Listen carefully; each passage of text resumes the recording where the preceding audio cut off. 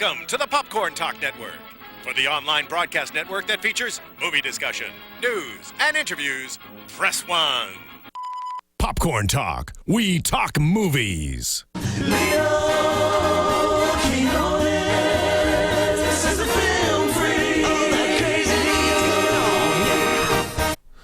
You love horror movies? Well, of course you do. Leo Quinones here, and welcome. This is the Film Freak Movie Interview, proudly broadcast on the Popcorn Talk Network. This is an entire network dedicated to one thing: making sure you get your movie news, information, interviews, and that's what we do. Let's circle back. I said horror at the top of the show, and that's what we're going to get into. There's a movie that's super creepy out right now. I don't know if you want to call it a mockumentary, a documentary, a straight horror film. Very entertaining. It's called Digging Up The Marrow. Yeah, Digging Up The Marrow. And it's great to be talking to my friend of the show, writer, star, producer, director, the one, the only, up and rising horror film star, Adam Green. Adam, thank you so much for being with us on the Film Freak Movie Interview. Thanks for having me. Always look forward to this with each new movie. We're going to be digging up the marrow. Actually, the marrow is being dug up presently. Digging Up the Marrow is available on iTunes, video on demand, and in select theaters. And this is a movie. Do you have to take this to the ratings board and plead your soul? Are they always trying to take scenes out? Are they always trying to just marginalize what you do? You know, usually, but this movie, aside from one swear, would be PG. And that's the beauty of it. Now, the reason why it's unrated is simply because I didn't want to give those people $14,000 for a rating, because we don't need it. There was no need to have a rating. But, you know, some people see unrated and they think, oh, man, this is going to be super gory or whatever. It's just unrated because there's no need. But it's actually, as far as violence and gore goes, it's probably the tamest movie I've ever made. It's not about that. It's about imagination. It's about monsters. It's about the realism of all of it. Let's talk about something elemental, because I want to talk about marrow, because I'm not a doctor. So marrow, I get, is inside your bones. So you did a movie called Digging Up the Marrow. I'm asking you, Adam Green, what exactly is marrow, to the best of your knowledge?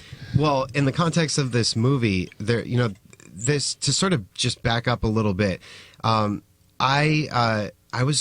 think we had just gotten back from when Frozen opened at Sundance about 5 years ago, and we had just finished filming Hatchet 2. And I was doing an autograph signing, and somebody came through my line, and they handed me the pamphlet that I brought for you today. The cover was different because that's the movie poster. Describe it to me. But it's basically the pamphlet for an art exhibit. This artist, Alex Pardee, whenever he does an art exhibit, like his galleries, it's not just paintings hung on walls. There's always a storyline behind it, and it's an immersive experience. And I've always been a fan of Alex Pardee's, but I had never met him before, and I didn't know what he looked like. So he handed me this thing and just sort of walked away. And that night when I was reading it and I'm looking at the artwork, we were already trying to develop an idea about a fan who sends us something that sets us on this like documentary journey. Because 2 weeks before meeting Alex, a fan had sent a package claiming that Victor Crowley from the Hatchet movies is real and that I had messed it all up. And there were pictures of swamps with areas circled, like this is where he was really born. And I was like, this is fascinating. What if we grab the camera, let's go to New Orleans, and let's interview this guy and have him try to prove that Victor Crowley's real, even if it's just a funny short film. Sure. But ultimately, we didn't want to do anything involving that character or the Hatchet universe, so we scrapped it. And then 2 weeks later, Alex walks through my line with this. And the storyline for his art exhibit was that he had uncovered the journals of a guy named William Decker. This is all something he made up, who supposedly found where monsters live, and they live in an underground world that he calls the marrow. So whenever somebody's born like hideously deformed or disfigured, you don't just see them walking around. Where do they go? They go somewhere. And so the idea was that for centuries they've all been hiding from us and having their own life below the surface, and that this man, William Decker, had found it. So Alex's art exhibit was basically him just taking William Decker's journals and then painting what he described. But when I saw that, and I was so inspired by the artwork, it was, well, what if William Decker had contacted a cult filmmaker because he's trying to get his story out to the world? And then we take him up on it and have him try to show us this place, this marrow, that monsters are real. Because not just as a horror director, but as a fan, that's the dream, to really see a monster. You're playing yourself. You're playing a filmmaker slash documentarian, or a documentarian slash filmmaker, correct? Basically a cult horror filmmaker who ends up becoming a documentarian for this. Like, it's pretty much established in the movie. Like, we don't know how to make a documentary. Like, we're kind of figuring out as we go. It's just a cool story and what if.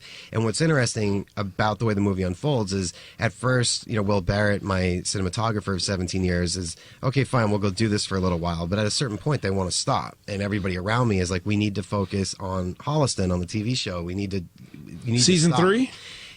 When we were making this, this was made over between 2010 and 2013. Wow.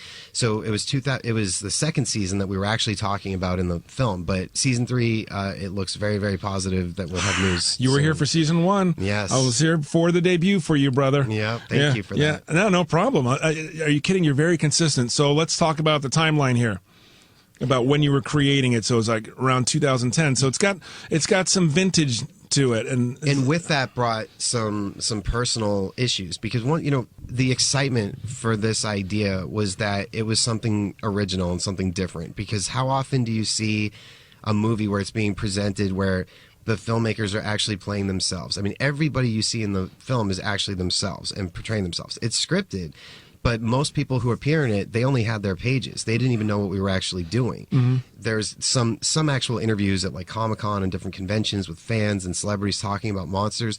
But other than that, it's all scripted. And the best compliment in the reviews has been, oh, the improv is so great. It's so well improv. It's not improv. So you make that decision, all right, we're going to use our real lives as the jumping off point and really make a monster movie that's grounded in reality, so that hopefully by the time that first monster shows up, you believe it. Yeah. Now, we didn't want to hoax anybody either.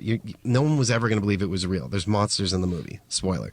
But so we cast Ray Wise as William Decker, the crazy guy. Yeah. We wanted an actor that people would recognize right off the bat. They've seen him in a million things, but he doesn't bring any personal baggage. Ray Wise is just a consistently amazing character actor. Let's play a scene. This is on Apple Trailers. This is you and William Decker in a scene from Digging Up The Marrow. Most of the subjects are painfully shy. Painfully shy. In fact, one that I observed in Salem, Massachusetts, that I call Brella. Brella? Brella, short for umbrella. You notice the umbrella covers up her head entirely. She can't see her face. Yep. But she does have the body of a normal human female. I saw Brella in Salem, Massachusetts, pick up a drunk college boy outside of a bar. Wait, in an alley. Pick up, like, okay, but I would imagine... She picked him up for some sort of sexual escapade, okay? I tried to follow them. Why wouldn't he say something to somebody, though, if he saw that? What is wrong with you? Why can't I ever just tell you something and you listen? Because I want to cut through it, and I don't. I mean, again, it's another painting. You don't have a picture. You don't have a photograph. Now you're telling me somebody... I'm telling you what she did. Okay. She picked up this drunk college boy. She went off with him. I don't know what happened. I tried to follow them. I lost them. So that wasn't ad-lib. It sounded like the verbal volley was back and forth, very fun. You wrote all that. Yes, it's all written. Wow. His delivery was incredible. Yeah, it's, when you know who you're writing for all the characters. I mean, Will Barrett, the cinematographer, is one of the main characters in it. It's funny when you see the movie and he has like a single card billing. He's a cinematographer. But I know him so well, I can write exactly the way he speaks, so it was very easy for him to do it. But so we made this commitment to make the movie this way, and it's exactly why it's working for people. Even the few negative reviews we see, some of them will say, "Oh, it's self-grandiose and it's self-congratulatory and it's indulgent because they keep showing their own studio and their own." Well, if we had made up a fake cult filmmaker who made fake movies and worked at a fake studio and had a fake crew and fake fans, it was never going to feel as organic and as real as it did, and that was the beauty of this. Mm-hmm. But we finished the movie, like the edit was locked at the end of 2013, and then we start post-production, which was very expensive. I mean, the movie's made to look like there wasn't a lot of money spent on it, but the creatures, the visual effects, it adds up. And as the movie's going through post-production and the money has now been spent, two major things changed in my life. The first one being that Dave Brockie, who plays Odorous on Holliston, and if you're a fan of Gwar, you would know him as the lead singer of Gwar, he passed away, it'll be a year ago today, next month. And in the movie, there's a quick interview with him where he's on camera in the Odorous outfit, and he's saying, I am a monster, I've always been a monster, and after I'm dead, I'll be a dead monster. And it's the last thing he said on camera. Now, the movie was obviously finished before he died. So I wanted to go after that. I wanted to take it out. It's just too hard for me to sit through screenings and hear that. But the crew around me had to sort of talk me down. And I've been working with the same people for 17 years now, and I trust them deeply. And they said, you can't, at this point, it's not your movie anymore. You can't make this about your comfort level. You made the decision to put your real life out there. And also, the thing that made sense, why would you rob his fans of seeing the last thing he said on camera? Especially knowing his sense of humor. That's so Dave that the last thing he ever did was crack a joke about his own demise. Wow. So I kept it in, and then 8 days later or something, I ended up getting divorced from my wife. And there's scenes in the movie that show my wife and I at home, and they're all scripted, but still, now I knew going into this, I was going to have to go on a tour with this. I was going to have to do press, promote it, and people were going to ask about that. And so I wanted to take that stuff out. But again, the rule was, if this had been a fake filmmaker that we made up, what information would have to be in there for the audience to know, to believe this character, to believe in this cult filmmaker, and to know the three dimensions to this person? That's why those scenes are in there. Wow. And so once again, I left them in, and the screenings are hard to sit through, but thankfully I won't have to personally sit through too many more of them. It's not, most filmmakers, you don't watch your own movies. By the time they're done, that's the last thing you want to watch. But when we were on the tour with it, of course you sit in because you want to see how the audience is reacting, what they laugh at, what they scream at. And everybody was very respectful of it. I learned early on to just address the elephants in the room in the introduction right off the bat and say, you're going to see Dave, and this is what he says. You're going to see scenes of Riley and I at home, and this was all done before any of that, and that's how it goes. And they appreciate it. And they appreciate it. Yeah, because it makes it flow. Question for you, Adam Green: being surrounded by horror, gore, suspense, monsters, occult, whatever. This is your job. Are you ever afraid that you're knocking on doors that you shouldn't be knocking on? Yes. In fact, a little bit more often than not. Now, there's certain things that I'm not into and I would never do. For instance, like rape. You'll never see that in something I do, unless it was like a drama, like something like... Within a film. Yeah, within a film. Like where there's no other way to tell that character's story than to see the brutality of an act like that. But there's other horror filmmakers who use that as a device to push buttons, and I get very angry at that. Or animal violence. Oh, let's have the killer kill the dog or kill the cat to really get people upset. Like, if you harm a woman or an animal or a child or anything like that, and you don't have, and there was no other way to tell the story without it, then like I shut off your movie. I can't stand it. So like I err on the side of fun usually. I mean, Frozen is a very harrowing film. Spiral's a very personal movie. This one's very fun. It takes a very dark turn and becomes frightening, but it's all in good fun, and it's about escapism. That being said, though, when I was working on the very first Hatchet movie, I kept having these waking nightmares where I would wake up and there was this deformed, naked old man standing at the foot of my bed. And I was awake. I could see the alarm clock. I could see my wife sleeping next to me. And I would be speaking to her. And I'm like, right, there's someone in the room. There's someone in the room. And then the guy would speak to me and say things like, it was so weird, but the one I remember is, my back hurts. Can I sleep with you? And then climbing onto the bed. And so I ended up speaking to a clairvoyant, which I know right now I'm losing like half the people listening. But, and unprovoked on anything, she said, you're working on something dealing with deformity. Yes. And I said, yes, because that's all you say is yes or no when you meet with somebody like this.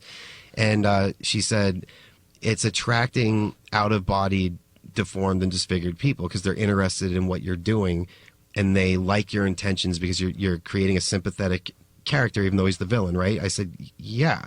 And she said, that's good. She said, however, there's others coming that are further out that have very negative intentions towards you, so be careful. And it almost scared me off from making the movie because I kept seeing it all the time. I'd be asleep and there'd be something in the corner. There'd be But you got to wonder too, like how much, the lack of sleep you get doing this, all the other stuff, how much of it is in your mind? How much are you making up? And you start to wonder, are you going crazy?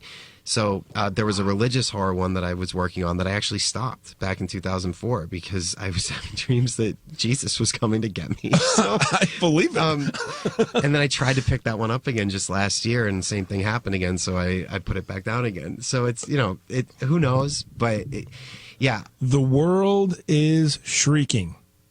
The reason? Digging Up the Marrow. It's out there. Select theaters. Also, iTunes, video on demand. If we wanted to go to a website, Adam, where would we go for more information? The best website to go to is my website, ariescope.com. That's my company's website who made the film. It's ariescope.com. You can see the listings of what theaters it's playing in, where I'm going to be doing appearances. You can buy Digging Up the Marrow merchandise, art prints, T-shirts, all that stuff. And then, there's so much other stuff on there too. My podcast is now, Entertainment Weekly put us in the top 20 like in existence, the Movie Crypt. It's every Monday on Geek Nation and iTunes. Will Barrett and myself, we started this 17 years ago. We were making bad cable commercials in the Boston area. Like when you watch ESPN late at night and there's that commercial that starts 3 seconds into the commercial, it's out of sync. Everybody's waving in front of their business at the end. That was us. But we took the jobs because we could steal the equipment at night and make our own stuff.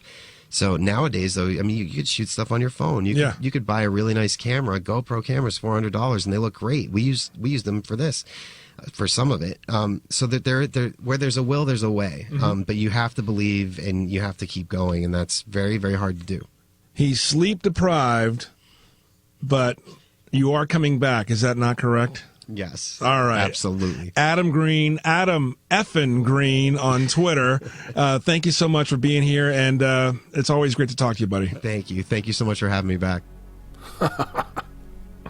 What a cool guy. Digging Up the Marrow, straight up horror. Make sure you go check it out. I want to thank Maria Menounos, Kevin Undergaro for giving us this amazing treehouse to play in, the Popcorn Talk Network. Poke around, check out all the cool shows that are here. Hopefully you'll like all of them. You can leave your comments below. And again, thank you for being here. You can follow me on Twitter. My Twitter is @movieinterview, and I appreciate it. And we'll see you next time here on the Film Freak Movie Interview. This is Popcorn Talk. Producer Juan, producer Steve, thank you guys so much. I'm out of here, and I'll see you next time.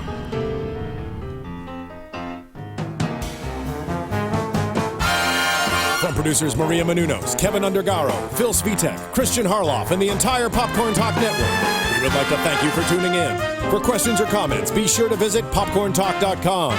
I'm Sir Richard Wentworth, and this has been a presentation of the Popcorn Talk Network.